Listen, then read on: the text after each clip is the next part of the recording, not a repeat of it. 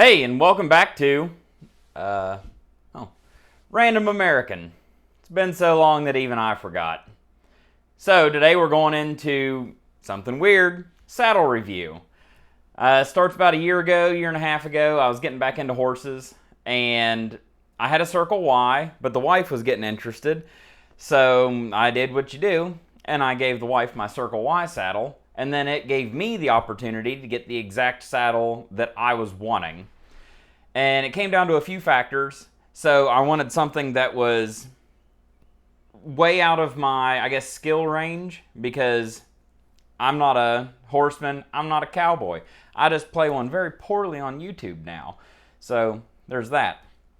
I wanted something that I could actually use if I wanted to do any sort of cattle work.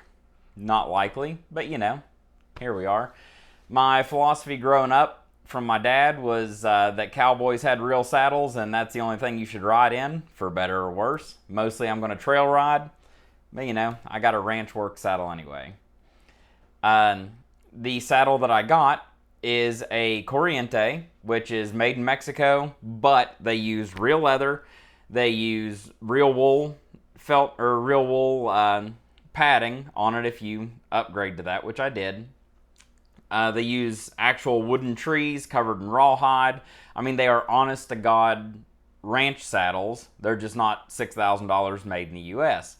And that is not what I needed, even though I was still going above and beyond. The saddle that I got still 45, 50 pounds. It's still very heavy. It's still very well built. It is beyond my skill level to actually put it to its full potential. That's fine. So the saddle that I ended up getting was the CSA 335 from Corriente, and that is a wide fork with a wade horn, and a wade horn is all wood. It doesn't have a steel shank down through it. Some people say they're stronger because you don't have a weak spot going down through the tree. I have no idea. This is just the saddle that I wanted, and I got it lightly customized to what I was wanting, and I'm perfectly happy with it. But there were some issues, and I'm going to get into that here in just a minute because I lost all of my footage from the intro of this, and that's why I'm reshooting it right now, and I'm having to remember details, and I'm not very good at remembering things. So I'm going to let me from the past explain what has all happened. And just as a prerequisite, because I didn't expect this to happen, this is the saddle that I ended up getting, and then I will show you the saddle that I ended up with. Whew. Man, this YouTube thing is hard when you don't do it for a while. So please, bear with me.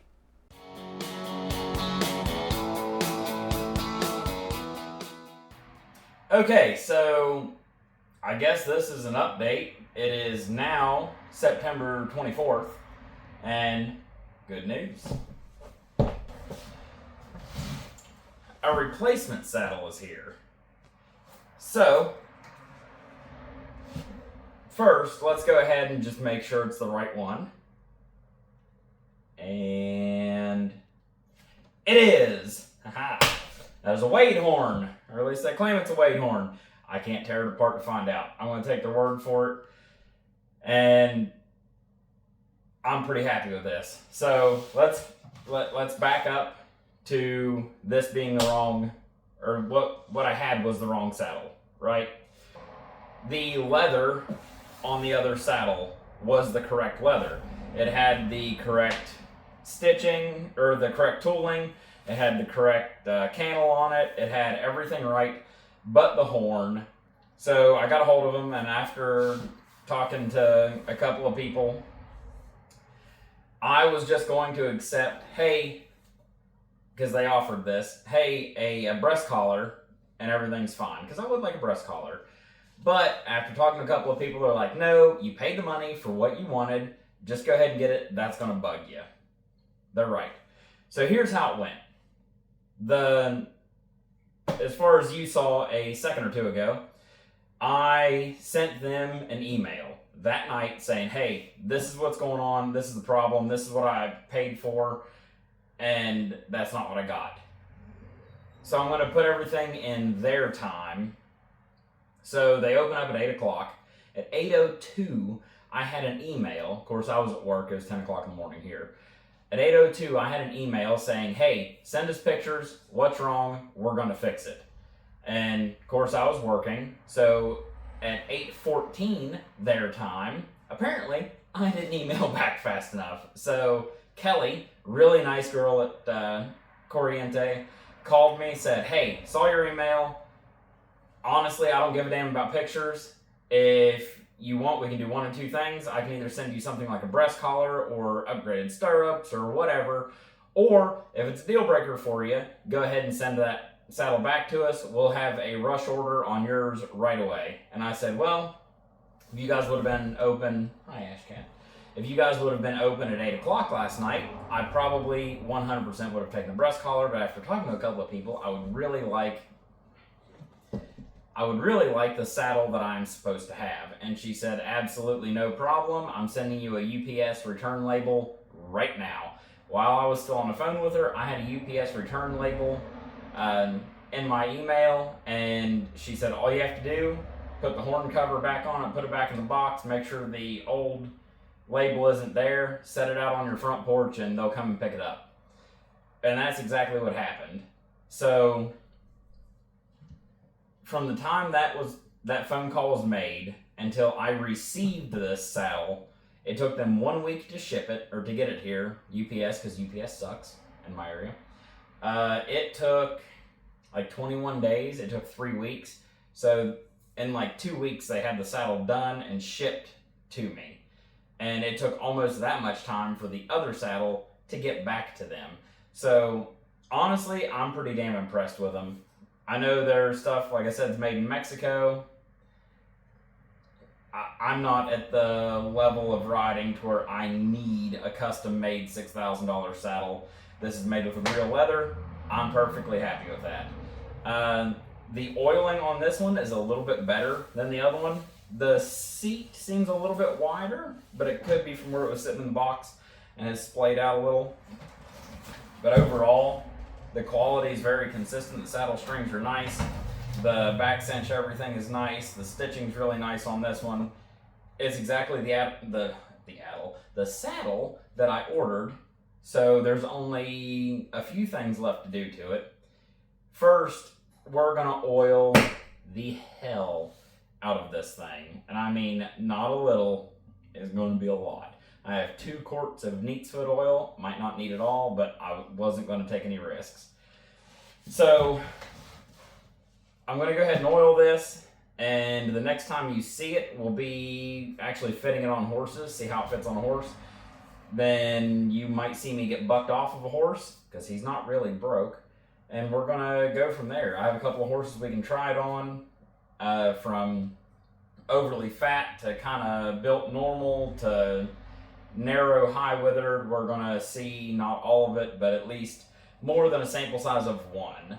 So I'm gonna shut the hell up. I'm gonna get to oiling, and I will see you at the farm right now. This is a very overweight horse. It's not because I grain him, it's because he just doesn't stop eating grass, and we have a lot of clover. So I'm gonna try it on him. I'm gonna try it on a horse that is more of a normal build type, and a horse with higher withers. We're gonna see how it fits on them. I'm not gonna lie to you, I've already had it on him. I've already rode him a little bit. Sue me.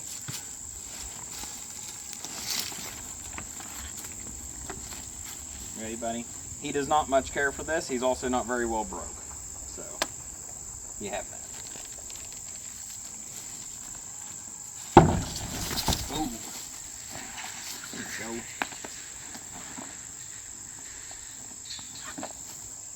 Okay, set about there. Come in here. Bars are setting pretty good. Doing pretty good. It actually fits him pretty good, and he is a fat ass. Just to show you how fat he is.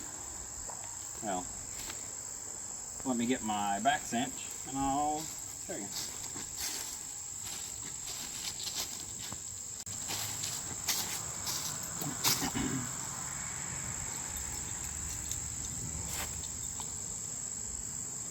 So that is the 3rd hole up. I guess it goes forward. And that is touching him. So he's not a skinny boy because he doesn't get worked enough, but it fits him very well. So I'm going to try and catch the next one, and I'll show you how the saddle fits on a normally built horse, one that's not overweight. Okay, so he is a more normally built horse. He may be slightly overweight, but not really. He is not at all broke. So, risking my life for you guys. Okay, so I just skipped through all the fun. I'm not here to do a horse training video. This is a saddle fitment portion. And this doesn't fit too bad. I have not really a gap in there. It's a little light on the back, but I think once you get seated on them, it'll honestly be fine. And this new wool is heavier than hell. The big important part is the bars in the front, but this doesn't fit him bad, and I would have no problems riding him with this. I still have room up here before his withers, so it's not like it's gonna jam down on his withers or anything, or pinch him. He'd be okay. He wouldn't like it because he doesn't like anything right now, but he'd be okay. Ain't that right, buddy? Alright, on to the high withered horse. Yep. Okay, so she's not the skinniest horse, but we're not sure if she's pregnant or not, but she has high withers and they're narrow. So out of all the horses, if this saddle isn't going to fit one of them, it's her. The wife's Circle Y, we have to use a corrective pad on. So, and it's not a new Circle Y, it's an older one, so I don't know what yours may or may not be like. So let's see. Yeah, it's too low up front. I can't even get one finger underneath the gullet. I'm hitting right on her shoulder blade here. I got a gap right about here. So we have to use the corrective pad with this saddle also, just because she has high withers and this is a wider saddle. Here comes one of the other ones. As you can see, he's not like that. It fits him just fine. So now that we know what it does and doesn't fit, kinda, sorta, I'm going to cut straight to a couple of upgrades. I'm going to wrap the horn, and we're going to turn the stirrups, because stirrups that are flat are stupid. You can take that to the bank. I'll see you in a minute. Okay, so I lied to you. I'm going to end the video here, because this is more of a unboxing, initial review, and fitment video, which is already a lot of information on a singular saddle, but I think that is the most important part if you're going to be buying one. Oh, my pads are the Weaver Merino wool pads.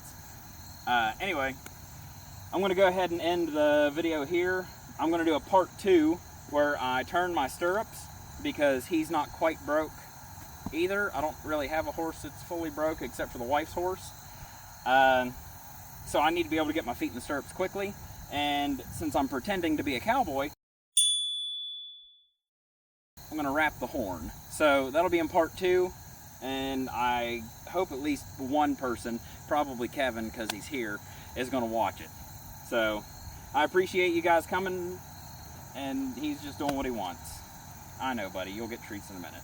So thanks for watching, and I'll see you next time.